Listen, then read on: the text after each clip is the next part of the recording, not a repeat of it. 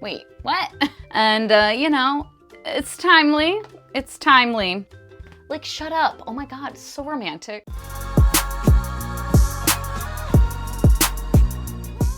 Well, hello. Welcome back to my channel. Just Shauna here to talk about some friggin' books that I have read recently. This is going to be the first half of the books I completed in March. I did a separate video actually for DNFs in March, simply because the only recent wrap-up books I have to talk about right now are March ones, and it is the end of March right now, like literally the final day of March. So yeah, I did a nice little DNF wrap-up for March, and this is going to be part one of covering the books I actually finished in March. There's quite a few, mostly rereads though, as we will see. The first one definitely being a reread, and this one I technically read mostly in the end of February, but I did finish it on March 1st, and that was The Age of Swords, or Age of Swords, by Michael J. Sullivan. This is book 2 in the Legends of the First Empire series. This is my third time reading this book. The first 3 books, this is my third time reading them. I am doing a World of Elan read-along here on my channel. There's a Discord.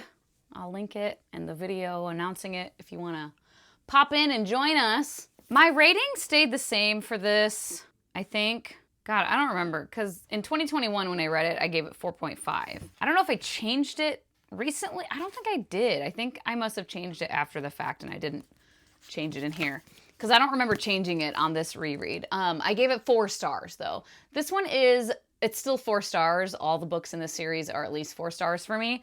This one is my least favorite of the series. There's just like this whole little quest thing that happens, and it's still a lot of like setting up. It's just for some reason the least enjoyable. And on this reread, I will admit to being very mentally distracted when I was trying to read this and just feeling very like discombobulated. I definitely did not get as like engrossed in the story. There were a couple of sections that I'm not gonna lie, I skimmed a little bit. Not crazy skimming where like I barely read it, but skimming a fair amount in a few sections where I was just like, okay, I don't care. Again, my third time reading it, so you know, I know what happens, but I just was so all over the place when I was trying to read this and several other things around the same time. But yeah, I mean, I enjoyed it still. It's Legends of the First Empire. Of course I enjoyed it. I love the series. Then another reread, Bad Romance by Heather Demetrios. This one I read for the first time in 2021, right? Yes. And yeah, the first time that I read this, it was real difficult to read in like a good way, in a cathartic, I feel seen, you're explaining things that I haven't been able to explain before type of way. The first time I read it, it was only 2 years, or a year and a half after I had gotten out of an abusive relationship. And that is what this book is covering.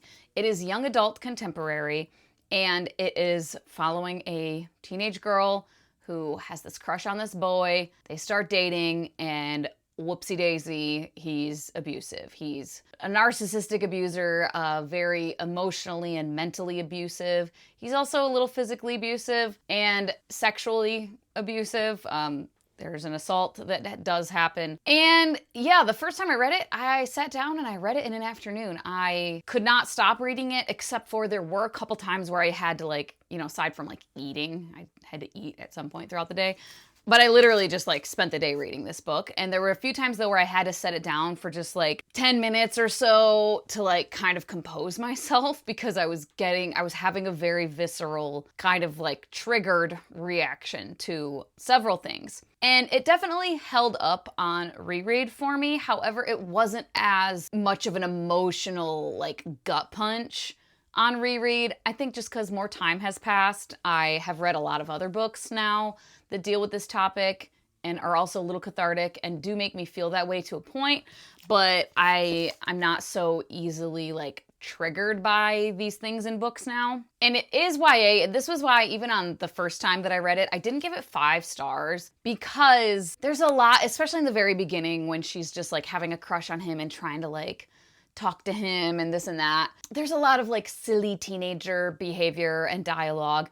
it checks out, like it makes sense for these characters. It's not like I thought it was done poorly, but just on a personal reading experience level, you know, that's not something that I can connect with super well. This book is something I think every young person should read, honestly. Definitely young women, young girls. This book can help you, can help young people maybe learn to recognize these horrifying red flags before you get sucked in to a situation like this. To help you recognize them without having to learn from experience, as I did. It definitely depicts what love bombing looks like and what emotional manipulation looks like, for sure, in the early stages of a relationship. And I think it does a good job of reflecting on these things and talking about them.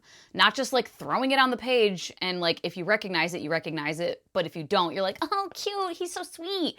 It like talks about it after the fact. Her being like, yeah, that was a tactic, wasn't it, my guy? She's kind of writing a letter to him, essentially, saying like, here's how this all happened. And it's her reflecting back as she's telling the story of what happened. So there's such a good mix of it, of her showing like how she felt in that moment of like, oh my God, I'm so Twitter-pated. But then there's like a line of her being like, yeah, you did that on purpose, didn't you? I see that now. And I just think it's so well done for that. And I think if you have young people in your life, especially if you have young women in your life who date boys and men, and they like to read, please urge them to read this. And it does a really good job of showing how it isn't so easy to just leave when you are stuck in a situation like this, and of explaining why that is and the mental mind fuckery that happens. Got interrupted. I don't remember exactly where I was, but yeah, I just think this book does a very good job of showcasing all of this. And yeah, my 4.5 star rating stands, and I definitely recommend. Next, I read on Tyranny by Timothy Snyder. I have requested a physical copy from the library, but I actually also requested the ebook version, and that's what I read it on. But yeah, I enjoyed this. It's 20 lessons from the 20th century on tyranny, and you know, it's timely. It's timely. And I thought it was done well. It's very brief. You know what I mean? Like, it's looking at it, but like the chapters are 1, do not obey in advance. 2, defend institutions. 3, beware the one-party state. 4, take responsibility for the face of the world. 5, remember professional ethics.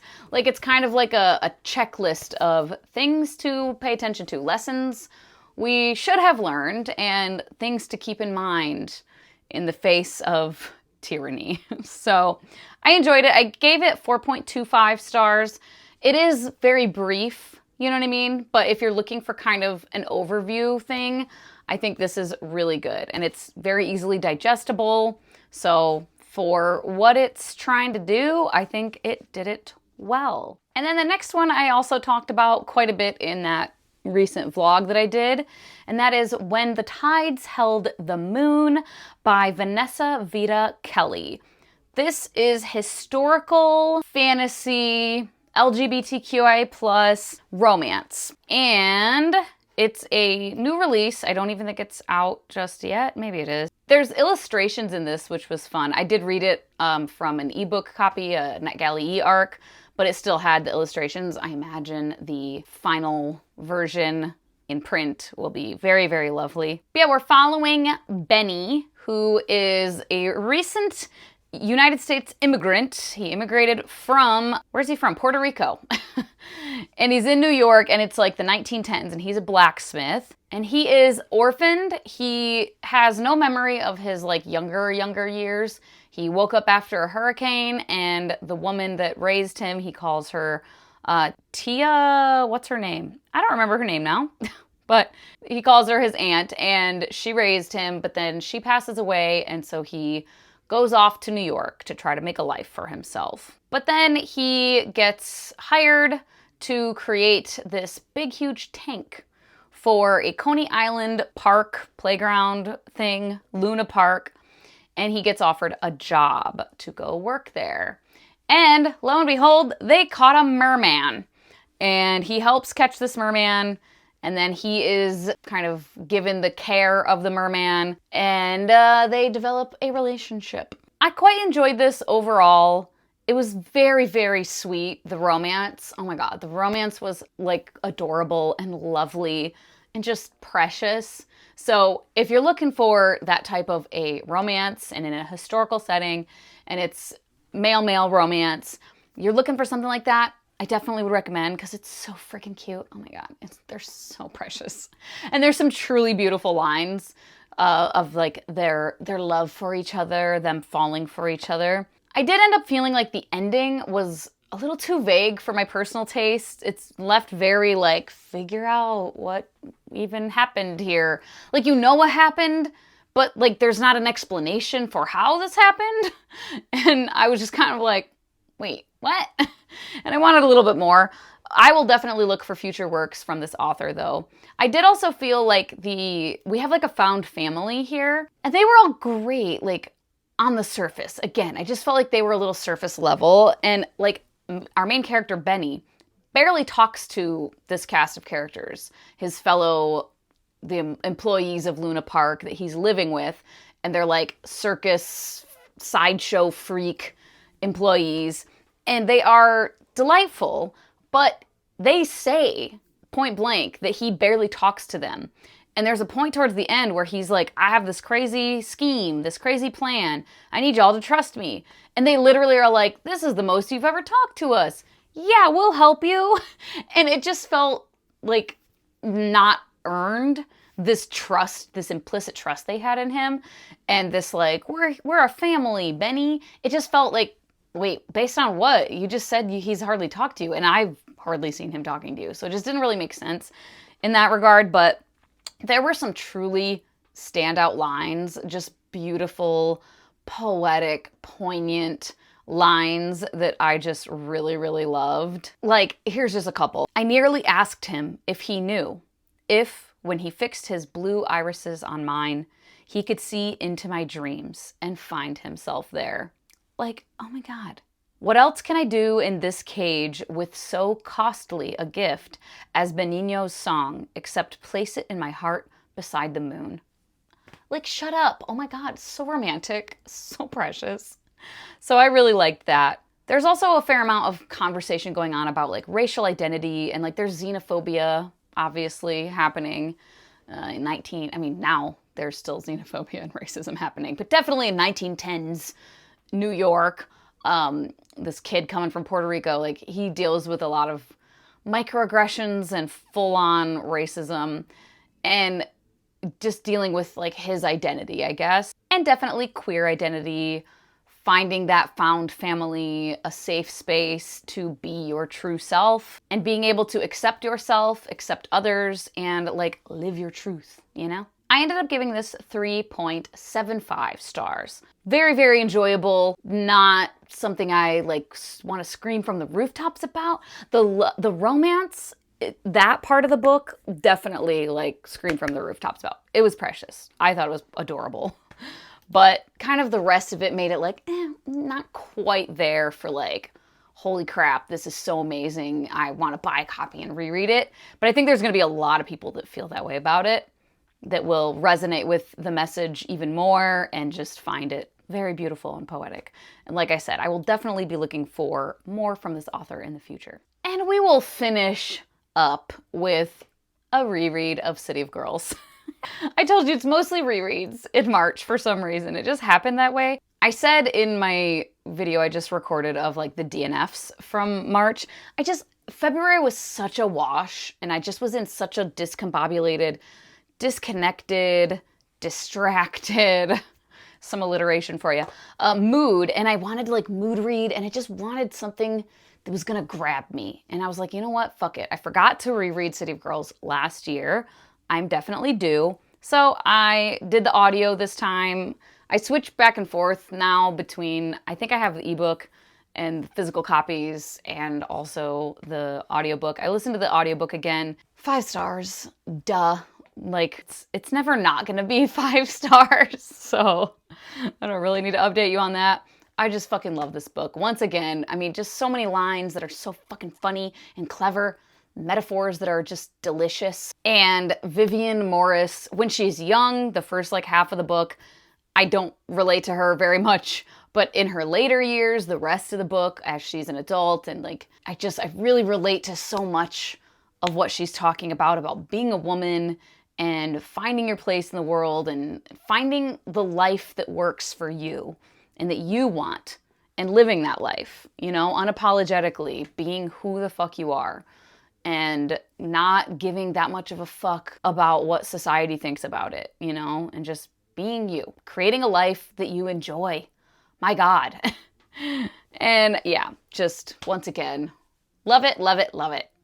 It's historical fiction, by the way. If you watch my channel, you've heard me talk about this book so many times, so you know. But yeah, it's 1940s New York, following a girl who is explaining who a man was to her. And she's a teenager, and the first half of the book is like 1 year where she is kicked out, not kicked out, but her parents are like, we don't know what to do with you. You dropped out of college. Go hang out with your aunt in her theater, off-Broadway theater in Manhattan, and like figure out what the frick you're gonna do with yourself. And so she spends a year there, and then an inciting incident happens and kind of changes the trajectory of her life a little bit. And yeah, things go from there. 10 out of 10 would recommend if you like historical fiction at all. And just delicious freaking metaphors that are like so clever and witty, and dialogue that is just a delight. Truly a delight. Characters that just jump off the page. Favorite book of all time. And that'll be all for now. 5 books, part 1 of my March wrap up. Let me know if you've read any of these, what your thoughts were, if you're interested in reading any of these, or just leave an emoji to say hello. Of course, that's always appreciated. As always, thank you so much for your time. Hope you all have a wonderful day, and I will talk to you later. Bye-bye.